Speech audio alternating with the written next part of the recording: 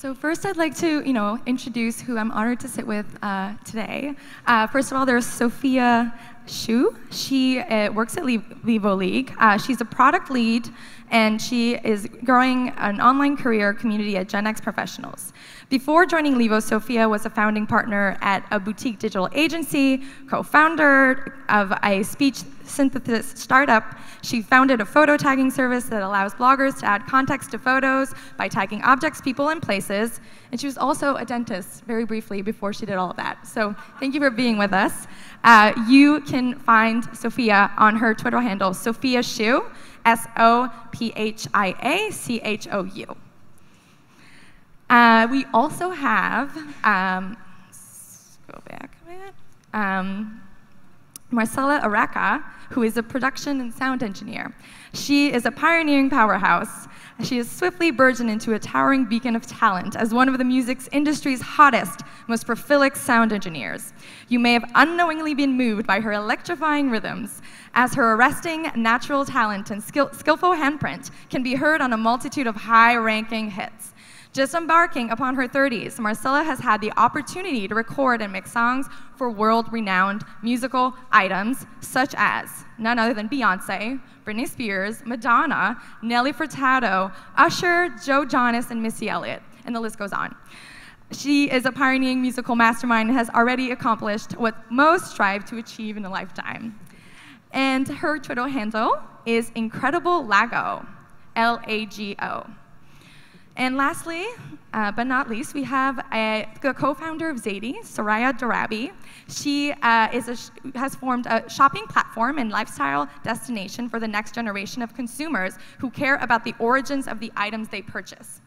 What Whole Foods has done for the organic food movement, Zadie will do for sourced products. Zadie is among the first online retailer to seamlessly integrate commerce, rich media content, and social media to provide customers with a dynamic shopping experience. Thank you, ladies, for being with me. Thank you. So this panel is about millennials and how we can change the world. And I think I'd like to start with something kind of interesting that I've noticed in the media and in the way that we are spoken about.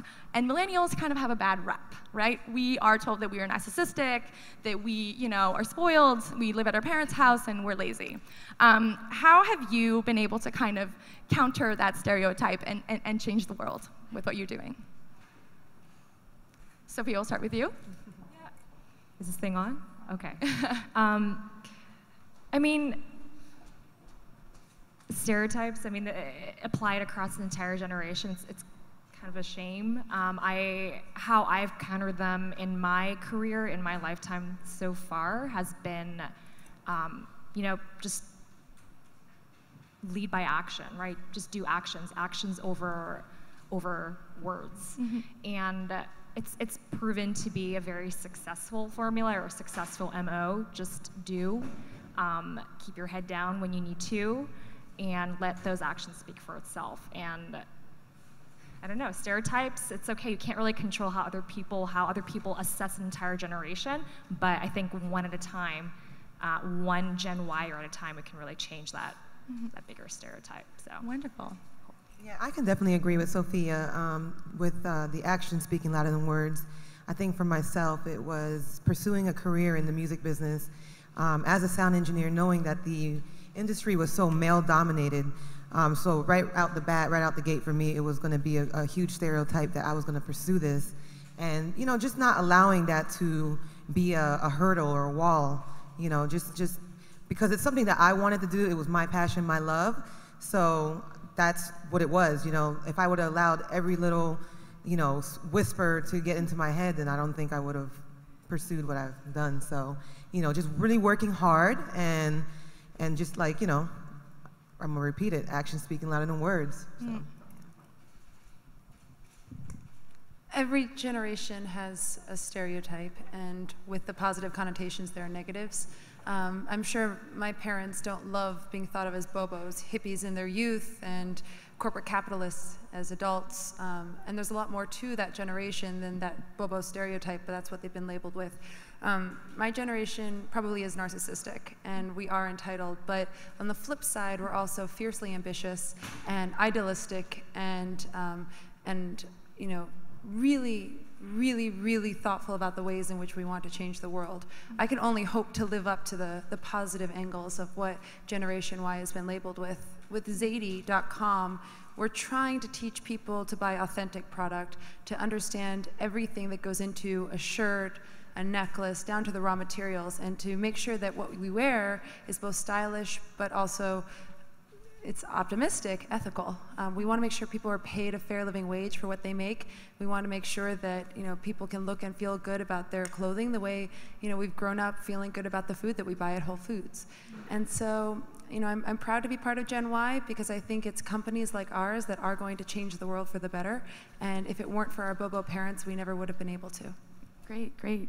Those are the fantastic insights. And so, talking about the way that we've been maybe negatively perceived or treated by other people, women and men, but have you also experienced a lot of great mentorship from, people from other generations? And specifically, has it been more women, or have you also been able to bond? I know some of you, Marcella, we were talking before the panel, and you've just mentioned you work in a very male-dominated industry.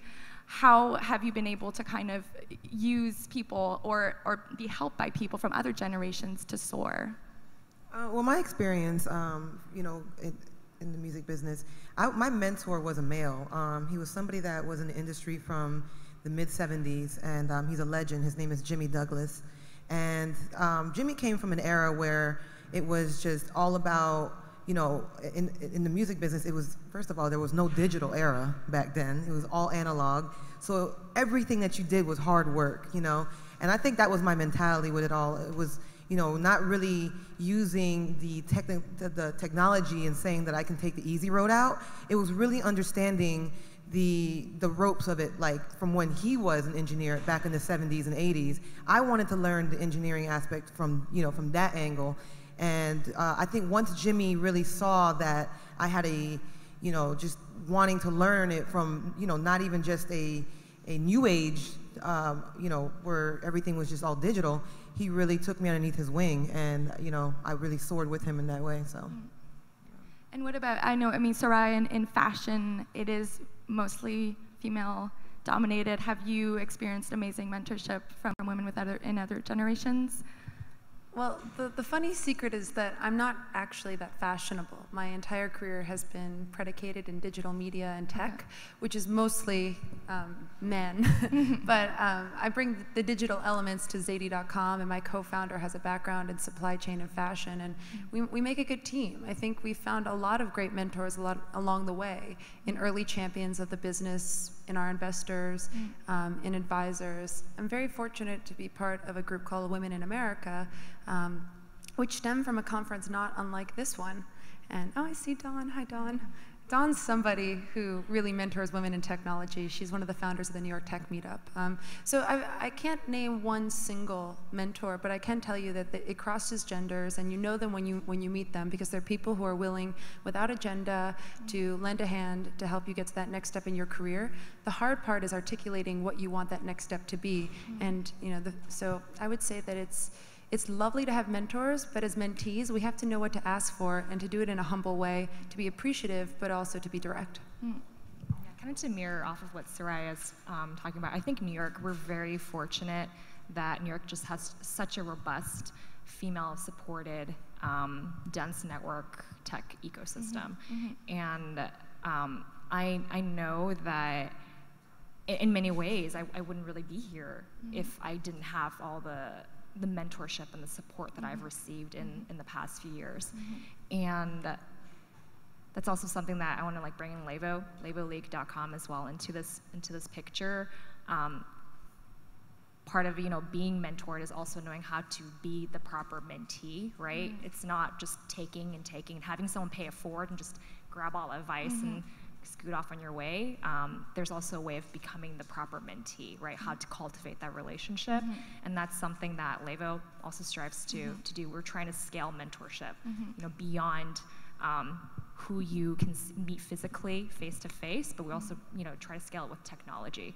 So if you guys are looking for mentorship, woman to woman, male to male, whomever, whatever, probably be able to find someone who will help you with your career success on that side. Do you have any, the best piece of advice for mentees looking for a mentor? Do research, learn who that mentor is, really understand who he or she may be. It needs to come from a genuine place, right? It's it's a relationship where it should be very mutually giving. I think I see a lot of mentees who approach mentors, kind of like amateur mentees who they go in asking for answers, and it's a very unilateral relationship. It needs to be very bilateral.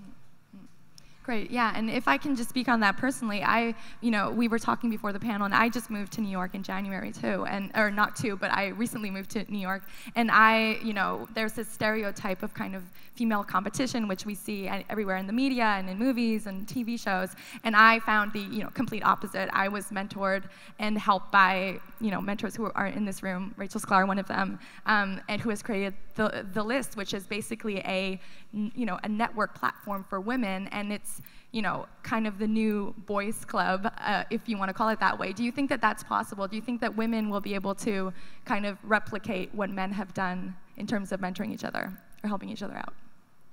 Absolutely. I think women, you're going to come across, it's a new standard, I think, that is sort of happening right now.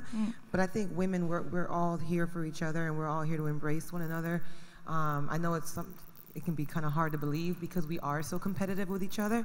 But at the end of the day, I think women want to see each other win, especially, it's just been so many years and years, hundreds of years of just male domination. And I think it's time that women are just ready to just take over, I mean, we can really do it better than the rest. So. Yeah, I like that. You guys should all tweet that. I sort of know what you're asking, but maybe I've been blind. I've just not grown up feeling competitive with other women. Maybe it's that I was raised by a single mother who happened to be a dean at a university and always showed me that education and perseverance would lead to a fruitful career. My mother surrounded herself with other women who called themselves feminists. She encouraged me to go to a women's school. I didn't, but I honestly, I know that there is an aspect of ruthless behavior when women are in the workforce together, but I just haven't experienced it myself, in part because I started off my career in media, which is female-focused, and then moved into technology, and I saw it in technology with men. And with women, I feel as though our conversations are really more centered around integrating our work in our life so that we feel as though we have some sort of semblance of normalcy. So I feel really fortunate that my co-founder is a woman. Our team is 70% female, and every day I feel supported by them and by our female investors. So I think we're already on the right track. And speaking of this kind of boys club, have you ever experienced, when did you realize that there was a boys club, and what did you do to kind of overcome that? Well, I realized there was a boys' club in my field, you mean in my career path? Yeah. When I went to my school, my classroom, it was a class of 170 students. 165 of them were all male. So it was only 5 female. So I knew out the gate what I was getting into. I was like, whoa. Okay, but for me, I think I grew up in a family with 2 brothers. I have no sisters, so I think I was sort of used to the male, just the male, guys just being around, and I just, it was really strange though, going to school. It was the weirdest thing because, you go to school to be encouraged to do what you do, but I just remember sitting in some of these lectures and it being told like, women don't do this at all, and it was just like the little nuances that they just kept throwing out there. It was sort of like, okay, it just felt sort of, I don't know, just like strange, but for me, I felt like I wanted to just change that. I want to just make a difference. I want to prove everybody wrong. I might have gone off topic, but. No, that's great. It's very inspirational. Yeah. But yeah, I found out immediately, and then obviously when I got out of school, and I got hired at the Hit Factory studios in Miami, there was no female employees other than the receptionist and the studio manager's assistant, but nothing in the tech world, not one. So Yeah.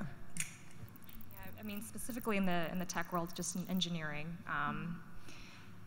there, you know, it's a predominantly male-dominated industry, but it's not something that, you know, I haven't paid too much great attention to it. I mean, even at Levo, our engineering team is predominantly female. Actually, across the entire all three teams, it's I would say safely 90% female. We do have one male. He's the office dog. Exactly.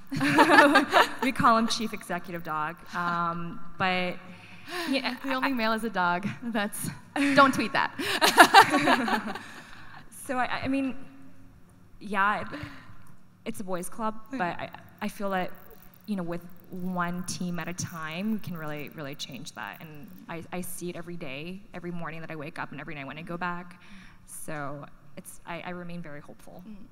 And our investors very much the same way. We have a number of women investors and women mentors and advisors, and you know, we're building an ecosystem, and we're just, you know, there's no stopping us.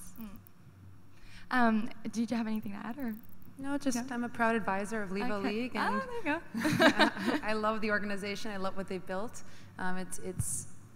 It's a very genuine place. It's a destination for women to go to seek out questions that they might feel too shy to ask at work, and I think office hours in particular are genius. So. And I think one of the interesting things about our generation is that, you know, compared to the previous generation, women have, you know, the status of women has been, you know, increasing dramatically. Amazing, you know, groundbreaking landmark decisions and freedoms have been, you know, brought forward. And so and this might not be true, but I have the sense that maybe what, like, our mothers needed, when they were working in these male-dominated spheres, needed to act like men in order to be taken seriously. And, you know, this whole conference is about, you know, being your authentic self. And have you been able to kind of still be whatever femininity means to you, or whatever being a woman means to you? Are you able to harness that and, you know, soar with that? Yes and no. My best friend is a lawyer. She's a litigator at Debevoise, and it's a big deal law firm in the city, and she takes her job very seriously. But she wears glasses at work, and she doesn't need them. She has 20/20 vision. And she does this because if she were to wear a skirt and have her beautiful blonde hair, you know, flowing down at the office, she feels as though she might be sexualized. I can't say that I don't relate, but only when it comes to financing and the venture capital world.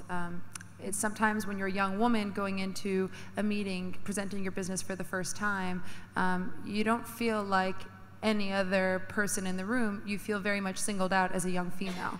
And so there are times when I really think carefully about what I'm saying, how I'm presenting myself, and I do try to be one of the guys, which is what you're saying is emblematic of our mother's generation. I don't think much has changed if we're conscious of it.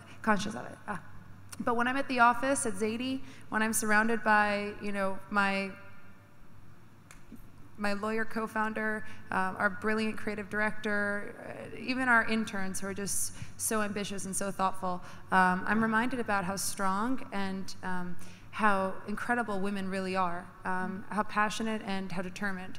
And I think that things are changing in a way where we can be allowed to be freely ambitious in a way that previous generations were not. So I'm very happy that our mothers and our grandmothers paved the way for that.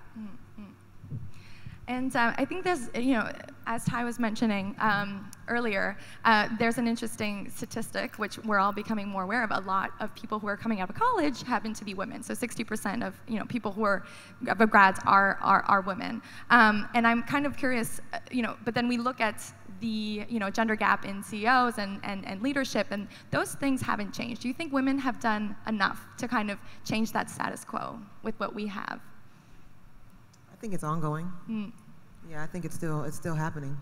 I think there's definitely been a big, huge rise in women really making a difference. But it's happening. It's currently happening. It's happening. Yeah. Good.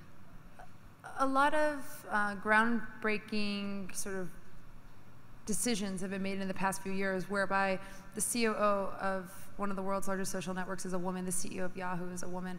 CEO of Microsoft was a woman. And you know, you're looking at all of these major companies that are in the public eye every single day, and you're seeing woman after woman succeeding, and that inspires my generation to feel as though we can do it.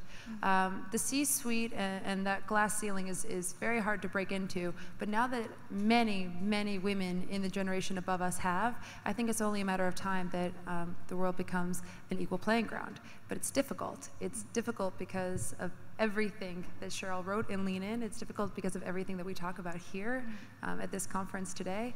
You know, I was just lamenting with Maxine, my business partner, that we don't have hobbies outside of work. Because our work is our hobby. Yeah. And she said, I would be in an international movie club. And I said, I would play tennis if I had a hobby.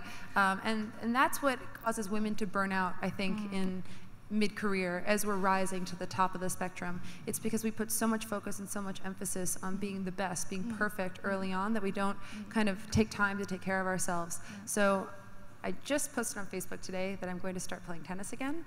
And I think you know, the right step into breaking that glass ceiling is allowing ourselves to be human in addition to being powerful women. Great.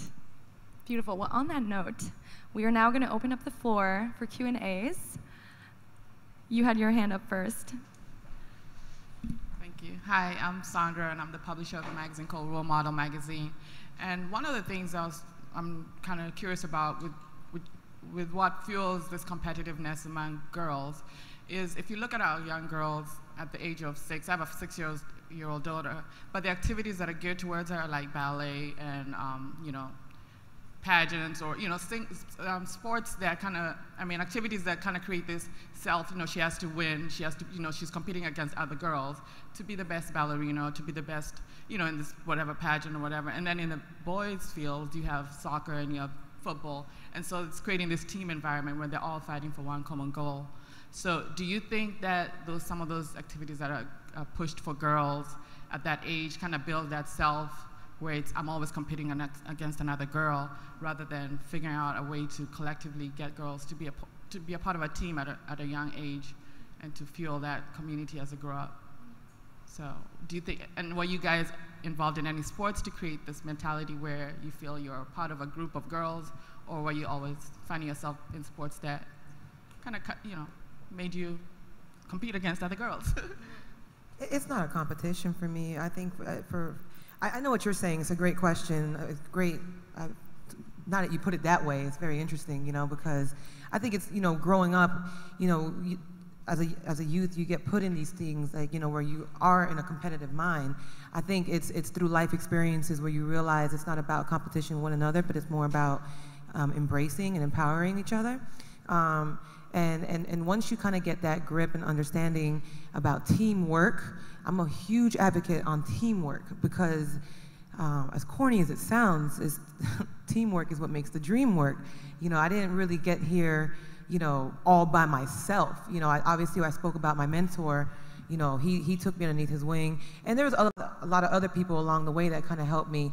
But when it comes to other women, I don't really know what it is. I think everybody just wants to be the best, and it takes experiences in the workforce to really understand that, you know, it's not about, you know, the competition with one another, but really about embracing and figuring it out, you know, how we can all come together to make it a bit, you know, there's a bigger picture here, you know, and if women kind of come together, they don't, you know, we can take over. We can really just do what we dream to do, so.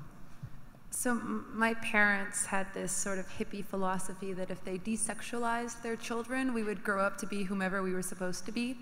So I had a boy cut until about, I don't know, age 9 or 10. I hated it. I wasn't allowed to get my ears pierced, and I wore hand-me-down clothing from my male and female cousins. Kind of what Angelina Jolie seems to be doing with Shiloh, and I applaud it, actually. To answer your question, you know, I was horrible at ballet. I didn't last a season. I was horrible at ice skating, which all the pretty girls in my elementary school seemed to soar at. But I found sports that I liked to do, like running and playing in the woods, because I used to live in the country. And I think that when I look back at my childhood, I'm so happy that my parents made that decision, because they weren't forcing me into a box, the sweet, demure little ballet box. Now, it's not a bad choice if you want to put your daughters in ballet. I don't condemn it by any means. But I do think it allowed me to grow up feeling more confident about entering a male-dominated workplace like technology. And now that I'm in fashion and it's a lot of strong women, I'm still happy, because it empowered me to imagine a world outside of gender stereotypes. So I think there's some truth to what you're hinting at, and I'm not exactly sure what I'll do when I have children. Will I make the same sort of hippie decision my parents made, or will I sort of lean them into one feminine direction or masculine? Not sure, but I think we can all look at what Shiloh is turning into and kind of use it as a cultural stereotype for empowering children to be gender neutral. And if I may, I did 4 years of synchronized swimming when I was very young, and it's literally you're not breathing to lift one girl up, so it's all about teamwork, and it's all about sacrificing yourself for the other, and that coming back to you later. And even though it is a very feminine sport, and my mom was the same, she never bought me Barbies, never all that stuff, but it was still such a great experience to do sports but also do it with other women, and the whole, again, stereotypes of women being at each other's throats and making each other fall before the swan, what's the black swan thing is not true. So I encourage to put your girls in sports, definitely. It made a huge difference for me. What? Team sports. Sure, yeah. Hi, my name is Chelsea. I'm a life coach for inspiring young women, and my question is I forgot your name, but earlier you mentioned Sophia. Earlier you mentioned the bilateral relationship between a mentor and a mentee, and I was wondering if you could describe it a little bit more from the viewpoint of the mentee, how to be a good mentee. What does that look like in action? How can you approach a potential mentor in a way that will actually get the results that you're looking for? Yeah, I mean, from a very low level, it's about understanding who that mentor is. One, doing the research, right? Fostering a genuine connection with them, right? Go in with educated questions that reflect that you have done the research on your mentor. Ask thoughtful questions. Share with them your stories. Let them share stories with you. Just everything that goes with, how you would approach a genuine friendship, but with a bit of more of a professional layer on top of it. It's just about remaining genuine and go in prepared. Help them when they need help, and pretty much give and you shall receive back in tenfold. So that's how I've approached mentorship, how I've been a mentee, and it's resulted in many very meaningful relationships that have gone on that are still alive and well today. So, yeah.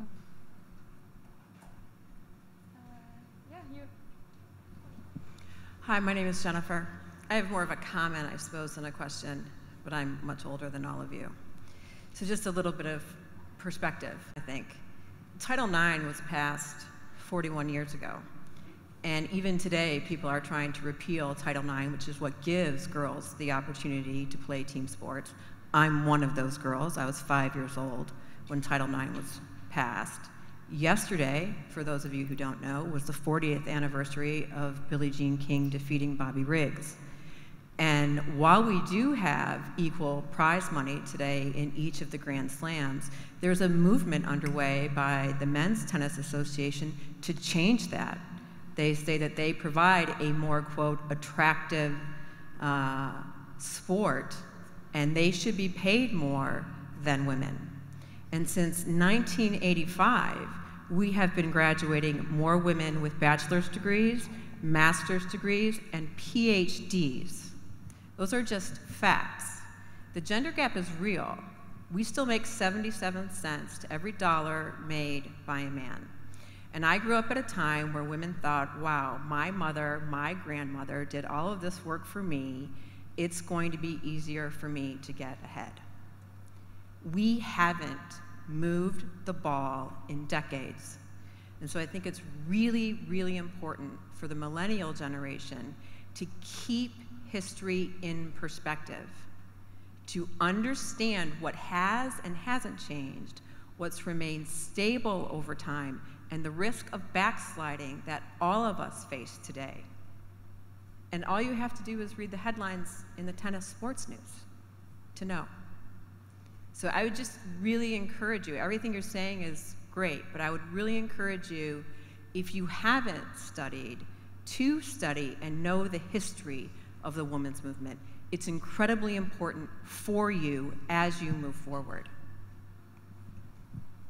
Earlier this year, my mother and my sister took a trip together to the Museum of New York City to see the exhibit that just ended. I'm sad that it's not going on for a bit longer, about the history of New York City and its role in the women's movement. And I agree with you. But I think our generation is respectful of the feminism movement. I think our generation is acting more than performing as activists. You know, my sister works in reproductive health. I'm an entrepreneur. The work that each of us do every single day is enabling women to have more rights in these world. And you know, whereas I do want to be a student of Eleanor Roosevelt, I want to be a student of my grandmother, who was, you know, part of the reason that I became an entrepreneur.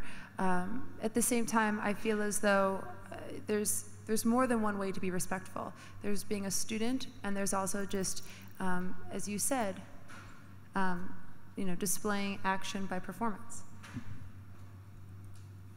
Great. Well, I think, yeah, these intergenerational dialogues are... Oh, to that point, I just want to remind you that action by performance is what women have been doing for the past 40 years, but we have not made any inroads into the C-suite. It's just, those are just facts. They're not debatable. I think it's 6% now, and it was 3% a decade ago. And you think that that's no, I think great it's, I think it's 3%? horrific. I think it's horrific. So I think the point is, it's great to do action, but what concerns me is that I think there's a bit of complacency beginning to take root again, the same way that complacency took place with my own generation. And I think it's dangerous to say, it's not happening to me, so it's not happening. Because I think that you will find that it is, in fact, happening, even today. So I commend you for starting your own business. I'm just saying it's not over. There are big milestones and big roads ahead of us for women. And I agree with you. Great. I think these intergenerational dialogues are very important, and I think the women up here exemplify the non-complacency, and I think the beautiful inroads that women are making every day in the world. So thank you for being with us. Thank you to the crowd. You've been amazing. And that marks the end. Thank you. Thank you.